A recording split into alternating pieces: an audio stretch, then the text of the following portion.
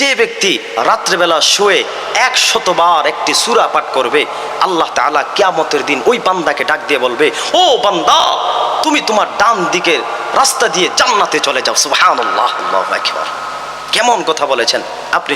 ঘুমানোর আগে যদি 100 বার ছোট্ট একটি সূরা পাঠ করেন, আল্লাহ তাআলা কিয়ামতের দিন হাসরের ময়দানে আল্লাহ তাআলা আপনাকে ডাক দিয়ে বলবে, ও আমার বান্দা, তোমার হাতের ডান দিকের রাস্তা দিয়ে তুমি জান্নাতে চলে যাও, বেহেশতে চলে যাও। সুবহানাল্লাহি ওয়া বিহামদিহি। ওই সূরাটা কি ভাই জানেন? সবার মুখস্থ আছে, সবার জানা আছে, একদম সবার মুখে মুখে চলে, জবানে জবানে চলে সূরাটা। ওই সূরাটা হলো সূরা ইখলাস। কুল হুয়াল্লাহু আহাদ আল্লাহুস সামাদ লাম ইয়ালিদ ওয়া লাম ইউলাদ ওয়া লাম ইয়াকুল লাহু কুফুয়ান আহাদ।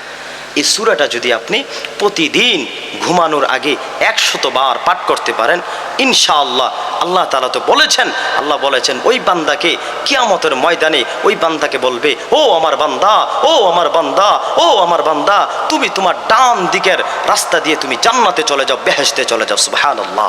ওই সূরাটা হলো, ওই আমলটা হলো প্রতিদিন ঘুমানোর আগে আপনি 100 বার সূরা ইখলাস পড়বেন। কুল হুয়াল্লাহু আহাদ। আল্লাহ আমাদের সবাইকে এই ছোট্ট আমলটা করবার তৌফিক দান করুক। আমিন।